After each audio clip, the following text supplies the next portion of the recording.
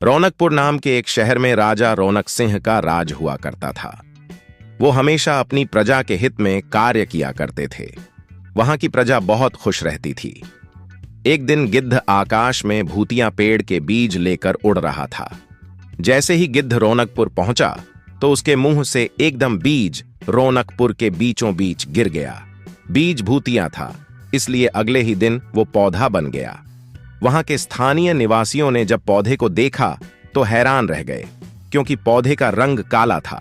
बाद में लोगों ने आपस में चर्चा की और यह समझा कि खेत में उगने वाला कोई घास, पात या वनस्पति होगी। दूसरे दिन वो पौधा काफी बड़ा हो गया। लोगों को और ज्यादा दुविधा हुई कि एक ही दिन में यह पौधा इतना बड़ा कैसे हो गया।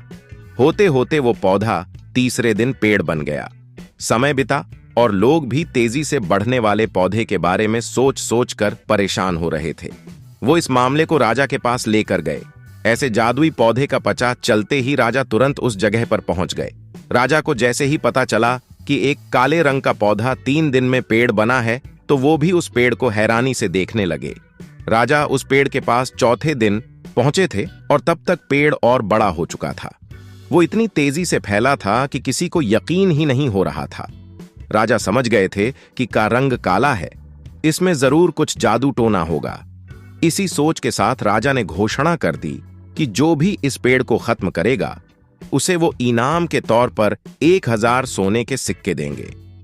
यही नहीं, राजा ने यहां तक कहा कि पेड़ को खत्म करने वाला व्यक्ति मेरी मृत्यु के बाद मेरी राजगद्दी पाने का हकदार भी बनेगा।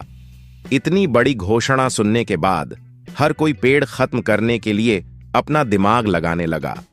राजा के सारे चतुर मंत्रियों ने भी तरकीब लगाई, लेकिन पेड़ को कोई भी नष्ट नहीं कर पाया। किसी ने पेड़ के आसपास आग लगवाई तो एक मंत्री ने उस भूतिया पेड़ को हाथियों तक से खिंचवाया, लेकिन पेड़ को कुछ भी ना हुआ। अब लोगों के मन में डर बैठ गया और उन्हें लगा कि पक्का यह ऐसा वैसा नहीं बल्कि भूतिया पेड़ है। तभी उस गांव के एक समझदार व्यक्ति को राजा की घोषणा का पता लगा।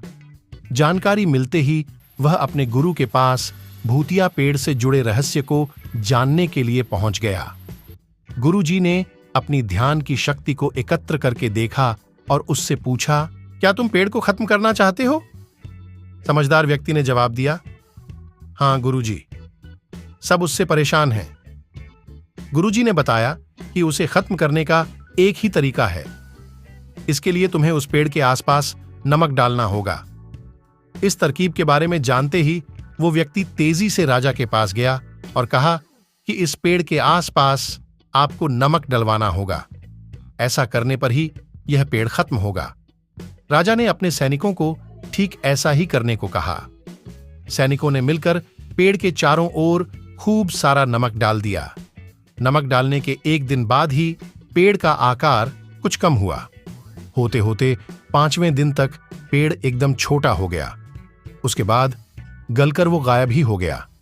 उस व्यक्ति की तरकीब काम कर गई और राजा ने खुश होकर उसे इनाम की 1000 सोने की मोहर पहले दी। उसके बाद एक पत्र दिया जिसमें लिखा था कि वो राजा के मरने के बाद उनकी गद्दी को संभालेगा।